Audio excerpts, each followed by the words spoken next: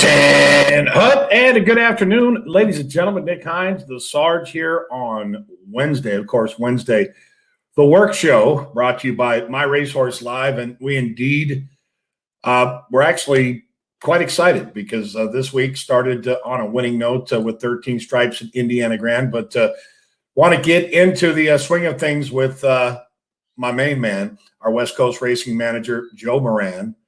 Good afternoon, my friend. And how are you? Those flowers are still in bloom in the background from the live show on Wednesday or Friday, actually. I think that's pretty phenomenal. You're doing a very good job with the gardening. Yeah, I changed the water out. They also gave me a little extra packet of whatever the feeder stuff in there. Changed that out too, so keeping them going strong. It's funny because I've always wondered about that. When you get that little extra packet and you have to ask yourself, does it really help? But evidently it does. And I must say, I appreciate the atmosphere that you have there in your office. It's gorgeous. And what were your thoughts and take on the Kentucky Derby with Medina Spirit? Well, it truly takes a speed horse and sending a horse to running to their tactics. When you have a 20-horse race, so many things can go wrong out of the gate, right? You saw that with multiple horses in the race. And getting a horse to have the cleanest trip sometimes can win you the race. But, tip of the cap to Bob Baffert. He gets these horses always ready and primed for the big day, and that horse was ready to go. And I think that's all you can say. I thought it was a valiant effort from the Brad Cox runner to run second. And it was a great race. And even Hot Rod Charlie, I didn't quite think he was going to run as big of a race. So I got to tip my cap there as well. I thought that was a very impressive performance all around. An exciting race. It's going to be interesting how the next two legs come about. You're going to see some new faces come in the Preakness, and I'm sure you're going to see even more new faces come Belmont time. Yeah, no doubt. I'm real curious. They did announce yesterday that Concert Tour would be going forward for Hall of Fame trainer Bob Baffert. Congratulations, by the way. Proud to, again, the fact that he is one of our trainers here at My Racehorse. Unprecedented 7th Kentucky Derby win, the all-time winningest. Medina Spirit for the Zidane Racing, and Johnny V. How about Johnny V? Kind enough to come on an interview last week, and on the heels of Authentic winning the Derby for Bob Baffert last year, and the My Racehorse partnership and shareholders, along with our partners in Spendthrift, Matiquette, and Starlight, a pretty amazing accomplishment. So, yeah, the Preakness quick turnaround, just 10 days away. Medina Spirit looking to take the next step. And Hannah, of course, producing in the background, pointing out the fact that I've got LA and you've got New York. It's just kind of what it is. I will say this about the Dodgers. By the way, they're not my favorite team, and you know that, Joe. The injuries are racking up already this early in the season. Let's hope that they can get that behind them, or it's going to be a tough climb back to the championship. Yeah, definitely losing arms. That's not what you want to see, but at least it's early in the season, so there's plenty of time, and you never know. Come trade deadline, there's always pickups to be happening there. So we'll see what happens a few months from now. All right, absolutely. Well, folks, just a reminder: this Wednesday work show, like all of our Wednesday work shows, are interactive. So if you've got questions during the show while we're here, feel free to fire away. If we don't get to your questions, it's not because we don't like you. It's because there are so many questions coming in. It's first come, first serve. So don't be bashful. Don't wait. It's a 45-minute program, and we're going to essentially kind of take a quick look back for now, as mentioned to preface the show with Monday. And this was the debut run for 13 Stripes, a daughter of Constitution. She was a 2-year-old training purchase last summer, and I was very proud of this effort. Joe, what was your take in watching the race? Obviously, the anticipation was there as she went off as your 90 cent on the dollar favorite. Yeah, I mean, I think you got to be ultra pleased. Anytime you have a first-time starter, not to mention on an off track like it was here, you never know what's going to happen, right? She kind of got a little separated from the field early, but you got to be ultra pleased with the way she fought on down the lane, and I think you can only go uphill from here. A great job by Steve Asmussen having her ready to go in this race on her debut. It's kind of a little bit of a journey, up and downs, getting her there. Some of the 2-year-old issues that we had to deal with. But, to see her start her career like this, I don't think you could ask for anything better. Well, the one thing you'll note off the tip of the turn, and you can see her there in the black silks of my racehorse with the chevrons there to the outside. A filly's going to actually come in on 13 stripes, and easily she could have spit the bit at that juncture. But I love the fact that she fought on. I thought she showed some resiliency there and some resolve, if you will. And that third place finisher in Lilacs, she earned a 62 buyer speed figure, which, for some, not necessarily something that you would jump up and down, but it's a starting point. And we've talked about this in the past. Indiana Grand, for me, it's not any different than if you were to debut, say, for example, at Turfway Park. And Indiana Grand, by the way, is the first step for a Monomoy girl in her career that has earned her championships, if you will. So a big shout out to the shareholders. Another last look here at 13 Stripes, who debuted a winner. And props to, again, all of those that were patient. And the mare, a distinctly Wildwood by width distinction. So debuting over an off track, winning at first asking, I think is an incredible accomplishment. Yeah, no, absolutely. And I would say, something that we talked about and that you mentioned, based her pedigree and her running style here, you would have to think as she continues and further matures, maybe even getting some more distance under her is only going to help her style. I would say so. And, she, again, remembering her last summer, the one thing that I can appreciate about her, she just seemed like a willing type that could adapt.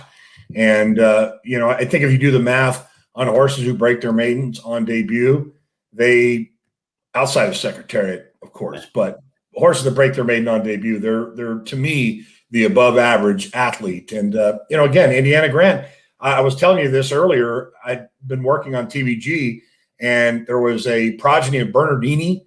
It was a $575,000 2-year-old purchase last year for Stone Street that won on the card, in addition to a Quality Road that they'd paid $275,000 for as a yearling. So there's some good stock that is hitting the ground there at Indiana Grand. And I agree with Susan. Again, numbers are what they are, but I think the visual is what is important. And the fact that she carried on, she didn't give up at that point, I think speaks volumes. Yeah. So, all right. Well, congratulations to 13 Stripes. And on a side note, congratulations going out to Quick Conversation. Was very impressed with the effort up at Belmont under Trevor McCarthy for trainer Christophe Clement. And I think we certainly have something to look forward to there. She took a fairly sizable buyer jump, I believe, into the 70s. Yeah, I want to say it was and as Susan said, almost a 30-point jump. And watching that race visually, another horse that I think is going to appreciate more ground as they come. I love I'll kind of say the Christophe Clement way of training, similar to almost Richard Mandela, where he likes to give those 2 sprints and gradually progress those horses and get them further distance. But she really kicked on down the lane. 2 completely different turf courses as well, coming from Tampa Bay to Belmont. So I think you have to take that in consideration as well, that she handled both those turf courses. And I think a very positive performance from both fillies. That was a proud effort. If you go back to when Quick Conversation debuted, she was in a position where didn't necessarily break all that well, and then perhaps compromised in and amongst rivals. Again, the fact that she was able to come back with that effort, and she did earn a 76 buyer speed rating, was a 49 on debut. Again, just numbers, but she was second on debut, showed that improvement, career start number 2, and she did kind of catch a wide trip the other day. So 2 young fillies that were acquisitioned out of sales last year that appear to be showing, quite a bit of promise. So congratulations to those that have had the patience and the partners and the shareholders. I also want to wish Authentic a happy birthday, Joe. How about that? I know that was there a watch party out there at Spendthrift today? Yeah, and they had cake for him and everything like that. It was a nice surprise and delight. I didn't know they were doing that, and I thought that was really cool. So, and he looks great. I mean, he's a horse that, it's always nice to see him. I haven't got to see him in quite some time, but you could tell he's enjoying life. Yeah, again, horses celebrate their birthdays the first day of the year every year, but I can appreciate the fact that we celebrate on the day they were born. Just like I couldn't imagine can you imagine, Joe, if you and I we had to celebrate our birthday on New Year's Day, all of us? Yeah. Just doesn't seem natural. But nope, not at all. In any event, And of course, if you're in the Southern Hemisphere, you're looking at September 1st. All right, I want to get to this question real quick, and then we'll jump into the works. David Anthus said he heard on Kentucky Derby Day, the announcers were saying that horses don't eat on race day until after the race. What is the last feed call for horses on race day? And he says, if I went all day without eating, I would pass out. Enlighten us. Thanks. You can answer that, Joe. Well, yeah, I kind of want to throw this to you because I've worked for trainers before. And I would say every trainer has a different method here. But a lot of times horses, in my experience, have eaten on race day and they'll get it first thing in the morning. Not all, but I have seen horses do eat first thing in the morning. They'll be the first horses to get their bath in the morning. They'll want to get them food as early as possible on that race day. So I'll let you come back there to see if you disagree with that. Well, generally what we try and not do is make sure the horses don't have any source of hay on racing. Now, of course, if they're running very late in the day, you want to keep them preoccupied.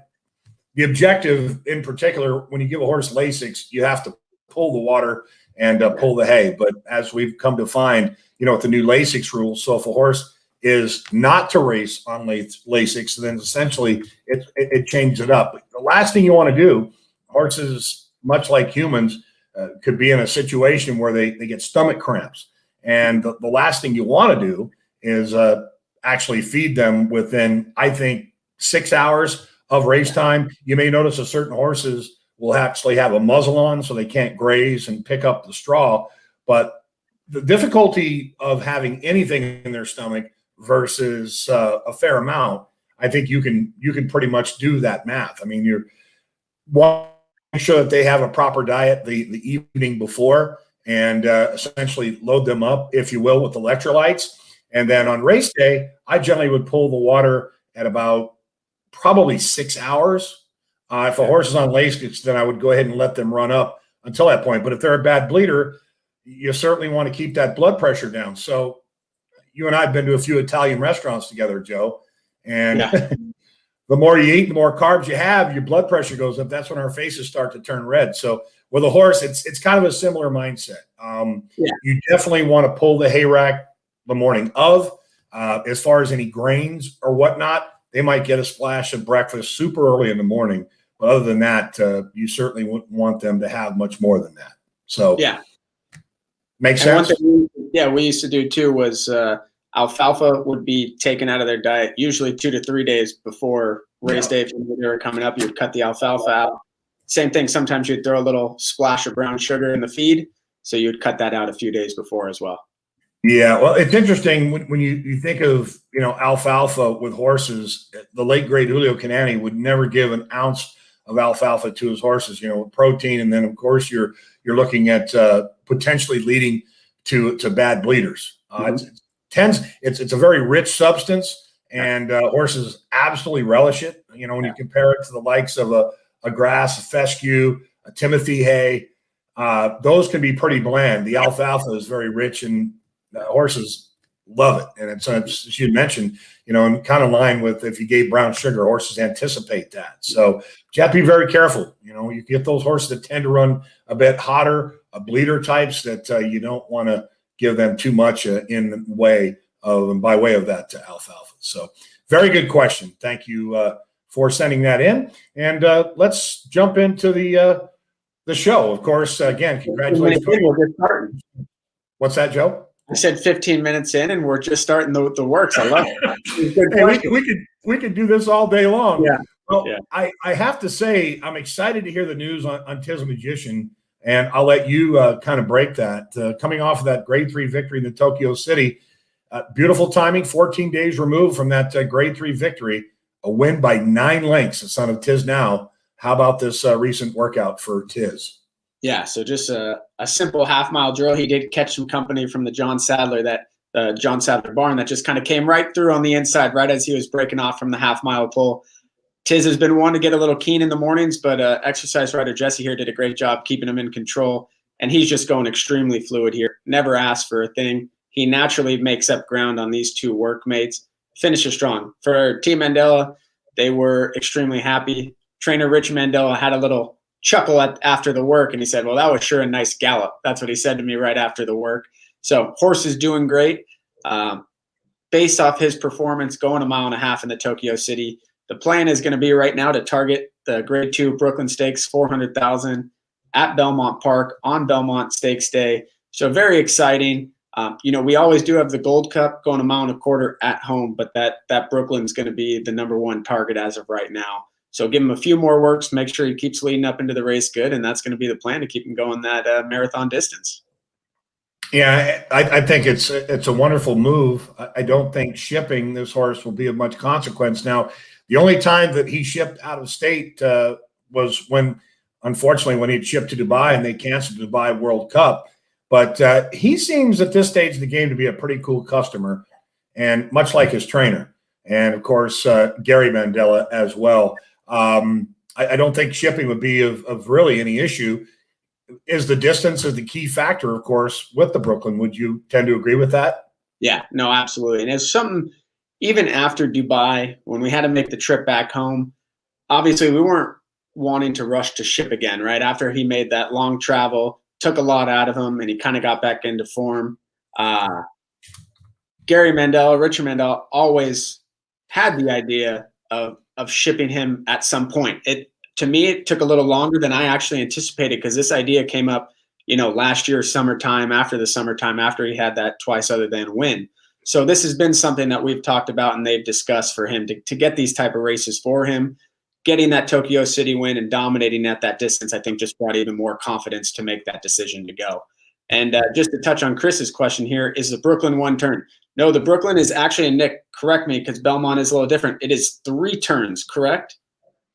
Well, it essentially would cover it'd be exactly the same as what the Belmont would be. So that track being longer than arguably the longest stretch, the fairgrounds at one point was the longest stretch in America. In addition to, they pointed out Los Alamitos, believe it or not, during the daytime thoroughbred action. So it covers one full lap of the Belmont track, which Belmont's considered the championship track.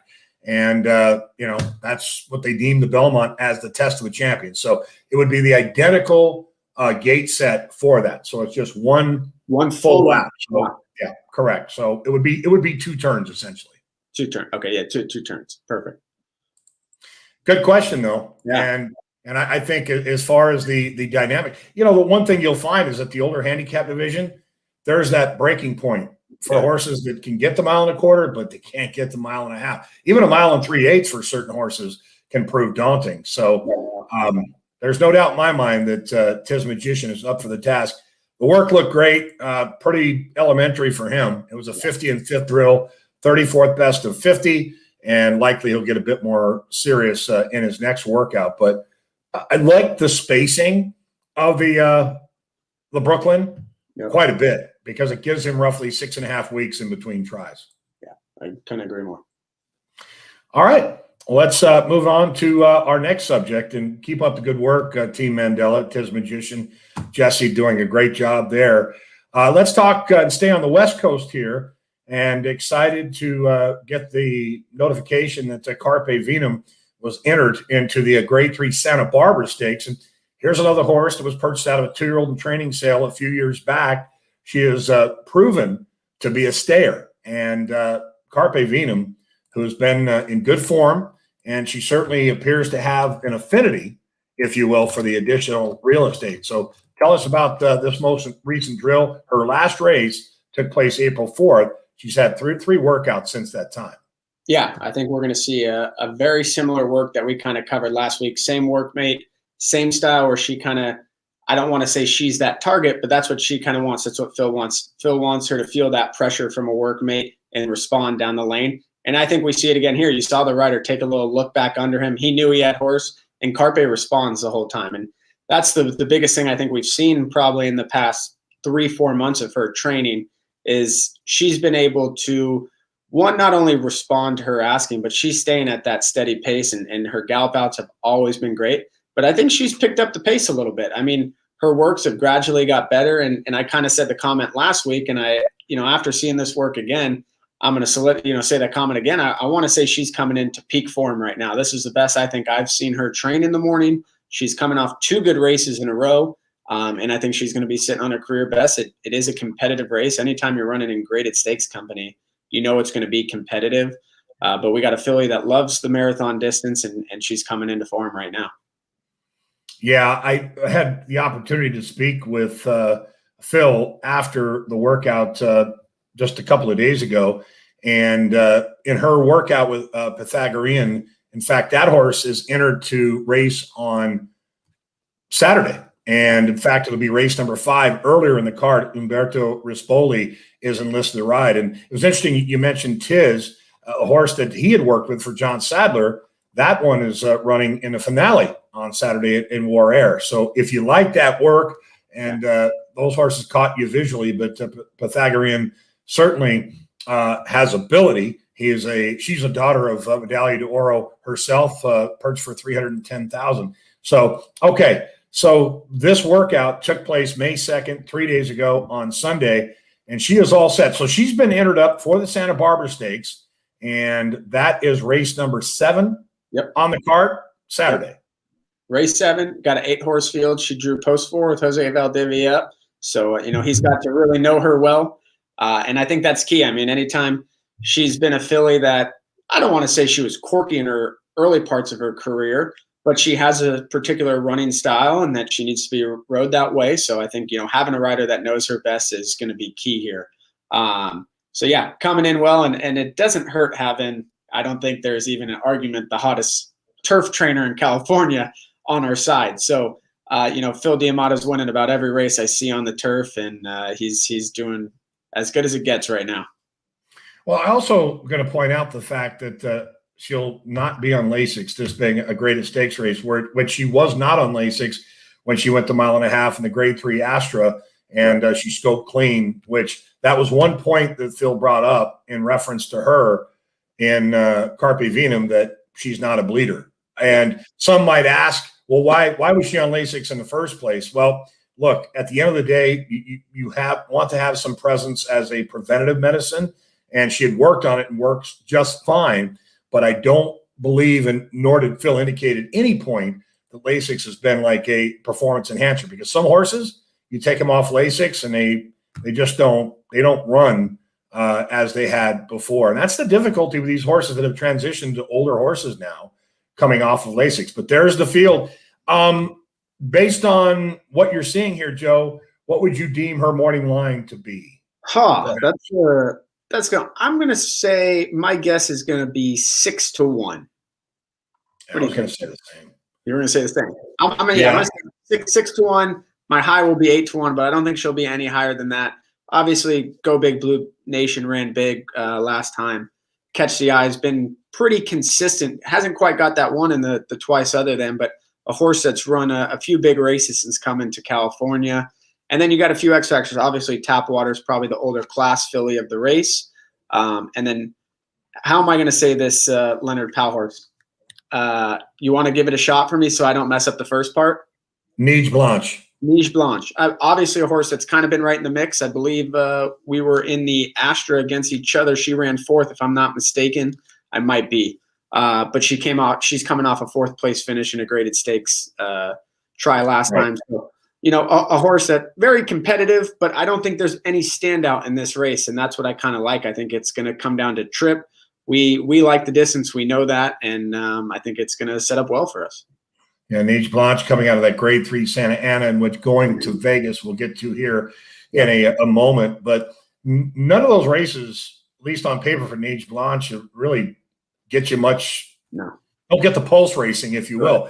I think we've got the X factor, and I think odds-wise should vary between 6 and 8-1. The one telling point, though, Joe, when I look at the field, is the pace scenario. It looks as if she's going to end up getting a really nice trip here. And I had an opportunity to speak to Jose Valdivia Jr. this morning, and he was just jacked when I spoke to him on the phone, because he saw that workout the other day. And keep in mind, they haven't allowed riders just yet to work horses back on the training track. I know that they're in the midst of that as things are starting to open up. But Jose has not been aboard in the morning. It's been the regular exercise rider. And I think Ricky was aboard maybe one time, because they did allow it and then they didn't allow it. But I think at the end of the day, they, again, with Jose having that conversation with Phil, it looks as if it's all systems go. So as far as her workout, for me, her most recent drills, I think, were far and away her best that I've seen anyway. How about you? Yeah, no, absolutely. And I mean, for her, she's kind of been one that we've kind of ranked in that B- range pretty usually. They've been kind of workman-like, steady drills. I want to say she's taken the step up and is hitting that solid B category for us if I was giving it a ranking. Yeah, it was interesting that the Go Big Blue Nation was an overlay because if I remember last time when she was entered in that twice other than optional, she was in for the $62,000 tag. She ended up floating up to 18-1 and, ran a remarkable race, but she's sitting on a clear bounce. Whereas I think our Carpe Venum is ready to ascend. It's going to be, I think, going to be the best race that we've seen to date, barring any unforeseen circumstances. So let's get it home to Santa Barbara. I'll be out there. If you're on campus, be sure to stop by between the event. Tell us about, I know there are some folks that are come out, some of the shareholders. By the way, nice job on the event with you and Hannah last weekend. Tell us quickly about what the happenings are there. Yeah, we have the what they call the Stretch Run Suites. It used to be the Owner's Lounge. I don't want to say used to be, it likely still is, but right now it's called the Stretch Run Suite. Some nice lounge seating. So I know they're offering it. You can look at the events tab that they're offering it there. I believe tickets are only $20. Get your parking, program, entry. It's a nice, open space where you got plenty of room to spread out. There's tabletops, lounge seating, some teller machines where you can bet. Not a live teller, but there's machines where you can bet. Food service where you can order off your phone. So it's a nice day where you can hang out. Randy Johnson of the My Racehorse team will be up there hanging out. I believe Hannah will be there as well. I will not be in California, but I'll be there in spirit rooting for Carpe Venum, and I know Nick will be there as well. All right. And be sure to reach out to My Racehorse if you have any questions on that, and look forward to seeing you out there come Saturday. Carpe Venum in the Grade 3 Santa Barbara Stakes, Jose Valdivia Jr., and best of luck to our partner, Joey Platts, one of the good guys in the game. Yeah. All right. Well, moving on to elongated distance type fillies. Let's turn the page. As we mentioned, we're going to stay right here on the West Coast with Going to Vegas, coming off of that sparkling win in the Grade 3 Santa Ana for Richard Baltus and a partnership with Abadanza Medallion. My Racehorse proud to be involved here with this Daughter of Golden Sense.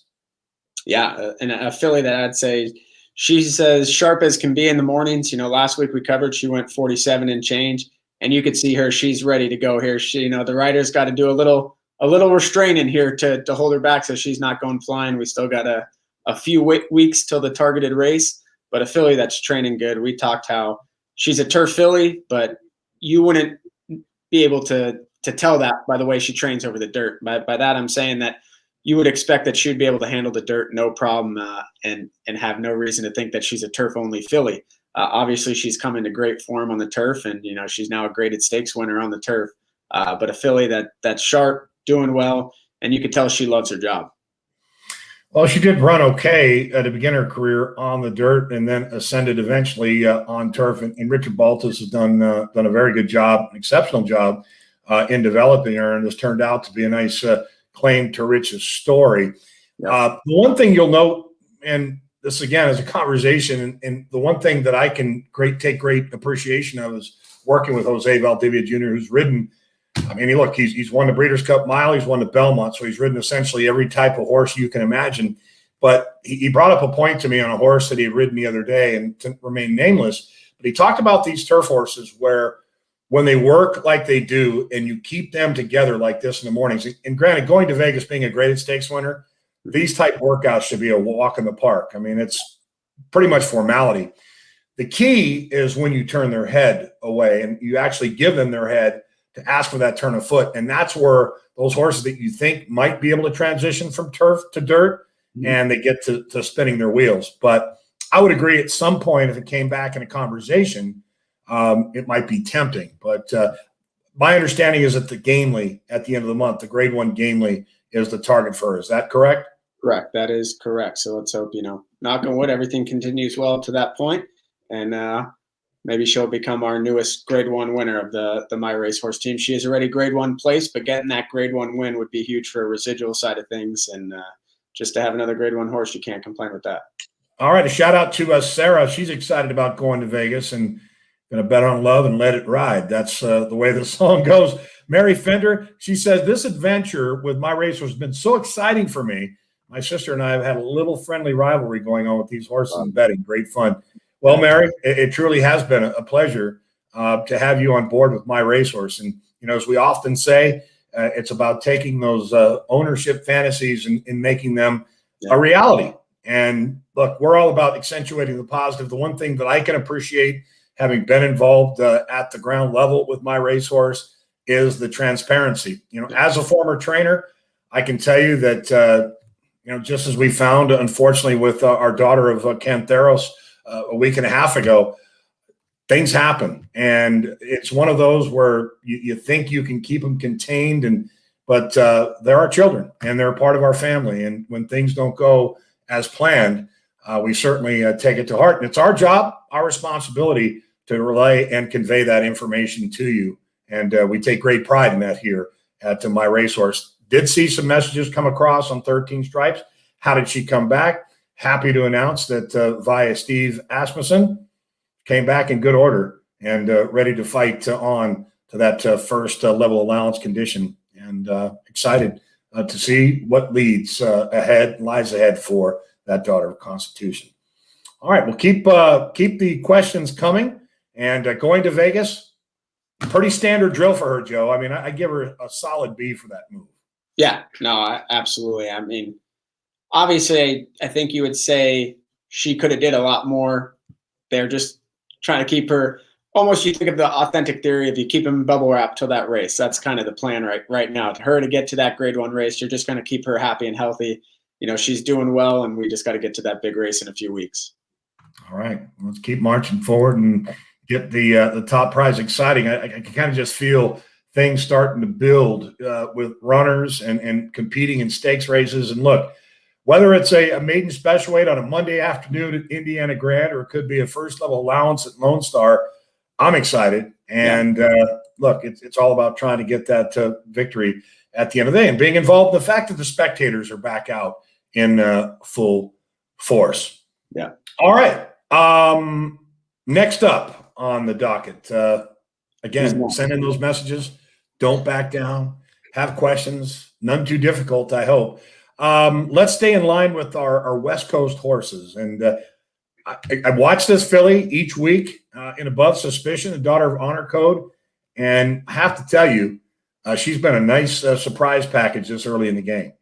Yeah, I mean, when you see all these 2-year-olds, definitely with the number of 2-year-olds we have, there's obviously a handful of them that really excite you at the farm, that catch your attention from day one, that you say, hey, they just got it.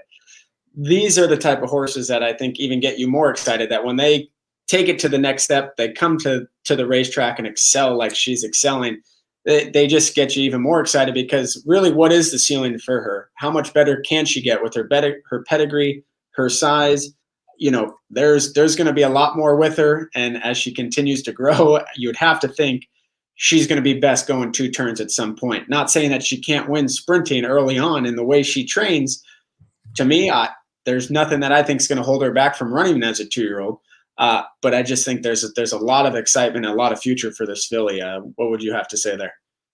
I would agree 1,000%. I think it really comes down to, when you look at her pedigree, as we talked previously on the show here, nothing really stands out and says, early win. Not that she couldn't win early, but, saying she's a surprise package, I mean that in a positive way. She's in training here with Hypnotize, a homebred for Ramona Bass by Go Sapper out of that productive dam in Bobble Queen. So Hypnotize, I think she is certainly a horse that you may want to keep close watch on as well. Bobble Queen was a horse that won graded stakes out here for Eric Kruljack back in the day. So this is a nice tandem, and certainly one to follow. And I think there's some definite quality overall in this drill. But with the fact that Above Suspicion was in the inside here, took pressure, is a positive sign. It's, one step at a time. Yep. You test these horses, but as you can see, the novice eye could tell you that she's doing it well within herself. Yeah, exactly. I would say easy is the right term. And kind of like you mentioned, that's the the one thing I love with trainer Richard Mandel and can appreciate, last week we saw her, was her third official work. She is going to work tomorrow morning, by the way, 6:30 a.m. So she'll be working bright and early tomorrow morning. She's scheduled. But, last week she worked in between two different horses. So she worked a quarter of a mile in between two other fillies. And then the week before, I believe she worked in company on the outside. So already in 3 weeks, she's worked on the outside, in between horses, and on the inside. So really just getting her that education and continuing to teach her each week is extremely important. And she's done a bunch of gate work. She has not officially broke from the gate or, breeze from the gate, but Team Mandela does take her to the gate. They stand her in there just really to get comfortable. I believe one morning, I want to say they probably did a little, 10-minute thing where she was able to get out on the track, get out of her stall and be in that track, be in that gate, walk through it, stand in there and truly get comfortable with it. All right. In the perfect world of imperfection, how far off would you say she is from a race if everything goes absolutely the way it should? Oh, wow. That's a tough one. I don't like to be put on the spot there with 2-year-olds. I just did. Yeah, I know. I'm going to say 6 weeks, 4 weeks, 6 weeks. Yeah, I'm not going to say 4 weeks, no, but I'm going to say closer to 6 to 8 weeks because when you look at it, I go back to when we had Tizamagician. Tizamagician came into trainer Richard Mandela.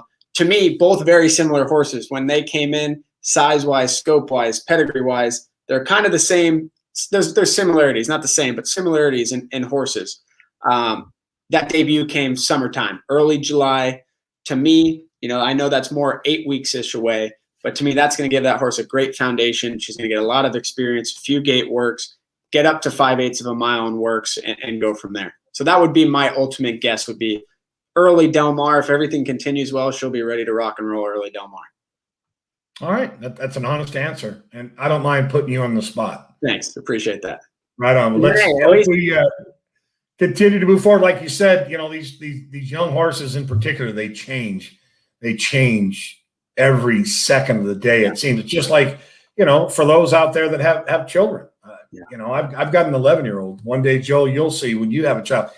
It's a crazy feeling because you could be away for 20 minutes. Yeah. And all of a sudden they picked up, something different. So in any event, certainly keep an eye on Above Suspicion. I'm excited and hoping she can take that baton. And by the way, have we gotten any updates on Moonlight d'Oro? How is her recovery coming? Yeah, she's doing good. So she's still in a small sand paddock. So hopefully in a few weeks she'll get released to go into a pasture. She'll get a little more space. She's on the Equivibe, which is a vibration plate that pretty much circulates blood flow for these horses. Both her and Laneway are getting that almost on a daily basis. I believe 5 days a week they are getting that. And then Laneway doing great.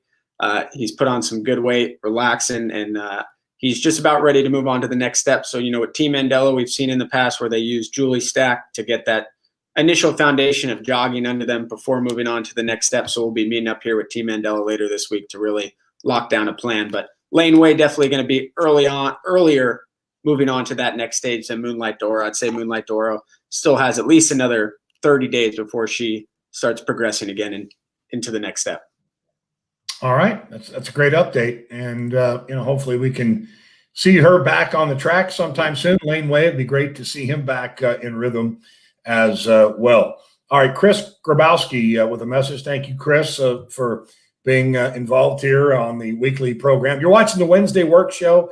Nick Hines, the Sarge, with my good friend, West Coast Racing Manager, Joe Moran. And Joe's going to be taking on some travel time here in the coming weeks, and we'll get to the Edge Racing-owned Yes This Time here momentarily. All right, Chris asked, would you work Medina Spirit prior to the Preakness as a non-trainer expert? I wouldn't.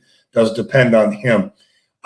Chances are he probably will not, I would imagine, knowing Bob Baffert and his regimen, potentially could put in a 2-minute lick, which is like a 2-minute mile, 15-second age, just to kind of keep him sharp. But with the 2-week turnaround, because generally when a horse races, they're going to come back and breeze anywhere from the 10 to 14 day point. Some will come back in a week. Yeah. But for me, I would think that Medina Spirit would come back because of the hard effort. I think he's just going to try and keep him fresh and happy. And, he's going to have his hands full because you got a horse coming back in Concert Tour. I was a little surprised that Bob Baffert went to Mike Smith with Concert Tour. Here's a horse that Joel Rosario has ridden each and every time. What's your take on that, Joe? Yeah, it's interesting. Well, the one thing I can say is Bob Baffert and Mike Smith have had a lot of success over the years. Mike Smith has always seems to find his way in the big races, so it's hard to knock that choice. But yeah, a little surprising. Just with, like I kind of mentioned with Carpe Venum, anytime a jockey has a relationship with a horse, to me, definitely in one of the biggest races at this point in the horse's career, I like to have that familiarity of a jockey and a horse knowing each other. Knowing that Mike Smith's been aboard a lot of great horses, he knows how to get along with them well. Right when he gets the leg up in the paddock, so never a doubt when he gets aboard there. All right. Well, my take on that is that Mike Smith, not calling up the fact that he's going to retire anytime soon, but I have this feeling that Baffert, there's just kind of an underlying feeling that he feels like he owes him one. This takes me back to when Looking at Lucky won the Preakness under Martin Garcia. This is on the heels of the Derby. That was the year in which Super Saver won. And granted, in my mind, it wasn't Garrett Gomez's fault. He drew the inside. But Baffert, I think in this case, because Life is Good was sent to the sidelines. I mean, look, let's think about that. Let's put that into perspective. Life is Good, Medina Spirit. Yeah. Medina Spirit, he couldn't hold his jockstrap, truth be told. Yeah. So now you have a horse that's coming off a Derby win. So I feel like, Bob, whether you believe it or not, I feel like in this case, he's kind of saying to Mike, hey, look, I'm gonna give you this chance. That's what I believe, because Joel Rosario, right? So as a betting man, I would be inclined to lean toward Concert Tour just for that very reason. Interesting. Well, I guess we'll find out in 10 short days. But I'm not a betting man, Joe. So let's move on to the next one. All right. So we have a question here, and it's a loaded question. Logan Golson says, how are speed numbers calculated? What goes into those numbers? You can go ahead and preface it, and then I'll follow up. Yeah, well, I'm going to let you carry most of it. But, it's all, what speed numbers are we talking about? Each have their different formula. I've attempted to read the Beyer speed figure book, and I still don't think I think it made me more confused after reading the book, to be honest with you. But for example, when you're looking at Thorograph or Ragozin, those numbers are taking trip, distance traveled, how far out the horse is in the race, the pace of the race, wind, surface, where are the rails at. So many different variables go into creating those numbers that it's hard to really say if there's one exact way. It all truly depends on the race, how many horses are in it, where your horse is positioned, and all things of that nature. Well, I think you pretty much covered all bases. And obviously, when you talk about a Beyer speed figure, it's the quantitative measure of how fast a horse runs in a particular race. The other consideration, Logan, is what they look at is not only, as Joe mentioned, the win factor, but they talk about variance. When you're looking at the daily racing form, and at some point, I would like to maybe put like a little tutorial together as far as how to read a racing form, brought to you by My Racehorse. And you and I could actually walk through that, because not everyone can read a racing form. No. So when you're actually looking at the form, before Andy Beyer ever came along with his program, which is dating back to the late 80s, maybe, I would have to say that the speed rating was what people looked towards. So you had a speed rating and a variance. So how deep the track was in a turf race, where the rails might be, was it a wet track? Yeah. But it's a quantitative analysis as far as how quickly these horses are finishing up the time and ground loss. So it is as I'd said, it's a quantitative measure, and it's one that between Beyer, Thorograph, Ragozin, Thorough Manager, and even in that program that you see with Equine Edge and Scotty McKeever, Brisnet, they all have their own methodology of coming up, and an Equibase speed figure as well, which is amazing about Equibase, because a horse will run, it's up, and the Equibase speed figure is up like within an hour. It's crazy, right? Yeah. Yep. It's already generated, which I don't particularly like though, Joe, because these tracks change a lot. Yeah. And we've also learned that because the track was a certain way in a sprint race, one turn, it's not going to be necessarily the same going in a route race, 2 turns. Well, I think an interesting, won't take too much more time, but real quick on it was when one of our edge horses, Escape Route, his first race for us at Del Mar, we were waiting to get that Thorograph number back after the race. Right. And he was the last race of the day there at Del Mar. And when I reached out, because usually it takes 4 days to get that number back, right, they came back to me and said, well, he was the last race of the day at Del Mar due to weather being so close to the beach. That track changes a lot from race 1 to race 8, so you can see a lot of different factors there. Yeah, don't get me started on the tides at Del Mar because people think I'm from another planet. You know, yeah. It's like you're watching the History Channel, and what Nick Hines is talking tides, but it was actually Bruno DiGiulio that brought that up years ago. And you know, our job in the coming weeks is we brought in Clocker Gary Young. Bruno's been on the My Racehorse live show, but once we start getting more works during these shows, we'll bring in a Clocker to kind of walk us through the process. But that's one question that I want to talk to Bruno about in reference to the tides. But I definitely feel as if there's some relevancy there. But you're a baseball player too. I mean, you're playing in San Diego at 8:30 at night versus Los Angeles at 2 o'clock in the afternoon. Don't tell me there isn't a difference in the air quality. Right? You're 100% right. There's one park where it's easier to hit a home run, and others where it's let me ask you that question. So when the humidity's up, the air is heavier, wouldn't it be harder to hit a home run? I believe so. I mean, in the end, you want right. Yeah. Go ahead. We, as a hitter, we want a little wind pushing us out. You know, that's the key for me. I want a little wind. I just think the ball. I think the ball would fly better and does fly better when it's more dry. Obviously, yeah. So when it's wet and it's damp, you know, the ball's made of leather, right? Dodger Stadium at 1 o'clock on a Sunday, a day game, the ball flies a little more. Right. Yep. All right. Well, that is above suspicion, and we carried on. She's getting a solid B and maybe even a B plus. I love what I'm seeing there for Team Mandela. Me too. All right. Well, Joe, I mentioned the fact that you're going to be taking yourself back on the road here, and you've been fully vaccinated, so you're good to go, sir. Yes, sir. I would say that this is going to be a big step for our boy. Yes, this time, Edge Racing. This horse has rattled off 3 straight victories.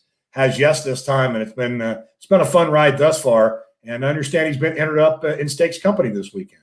Yeah, no, like you said, it's always fun, exciting to win any race. A horse that you and I were able to scout and privately purchase out of a maiden 30 win from Fairgrounds to now be running, 5 races later in a stakes race at Gulfstream Park's exciting. He's a horse that's, I would say, in sharp form.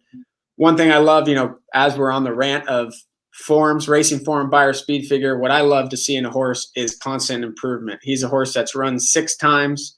He's improved in buyers every single race. To me, I love to see that. That was something, my dad taught me as a kid. His favorite thing was seeing 3 increasing buyers. When he saw a horse have 3 increasing buyers, that horse is just in top form and he's able to keep it. He's been a horse that, a kind of a similar work when we look at this. He's a little bit workmanlike. He works on the turf course. They work around those dogs, which are those cones you'll see on the turf course. So he's not going to light up the work tab in any 47-second works or anything like that. It's something we've talked about. We've got questions from shareholders all the time when the ranking of a work comes back. For example, this colt here, 3 works back, worked 105 and 3. It was the 26th slowest work of 27 workers of the day. He came out of that work to win in a starter allowance race pretty impressively. At the time was his career best race. So it's not necessarily how fast these horses are working. It's how they're going fast, as you always say. So just exciting to be part of the journey for all the investors to kind of start from the bottom, work their way up into Stakes Company. It's pretty exciting to see. It is. And credit going out to trainer Kelly Breen, who's done an outstanding job with the Son of Not This Time. And you and I had this discussion. I more and more am becoming even a bigger fan of Not This Time. I remember at the Keeneland September yearling sale, Joe Mishak, we had our map set out, and it was one Not This Time after another that kept coming up. And as you can see, he's done quite a job there in the breeding shed. The other stallion, of course, being Liam's Map. But we've got our eyes set on a couple of them out there. But for the race this Saturday, we don't have a graphic. wish we could have posted it up. But on the greatest stakes entries at DRF, he is 7-2, third choice on the morning line. Love it. That's all my investors said, what do you think he's going to be morning line? I said, I think he's got to be top 3 choices. Great thing with stakes races, you got the nomination, so you have an idea who's going to be entering in. We had a field of 12 entered, 2 main track onlys, so looks like there's going to be a little rain tomorrow and Friday, but should hold off for Saturday. So he's a horse that has won over a good turf course multiple times, so I don't think that affects him by any means. And just excited to see if he can take that next step up. He's coming off he's got the highest career Beyer speed figure in that race. For comparison, Thorograph numbers that we're talking about, he ran a 7.5 on Thorograph, which is pretty impressive. De Jour of Bob Baffert, who won the Grade 2 American at Churchill Downs last weekend, was coming into that race, which was a Grade 2 500,000 with a 7 3/4. So, just for comparison, it's nice to see that the number that he ran was the real deal last time.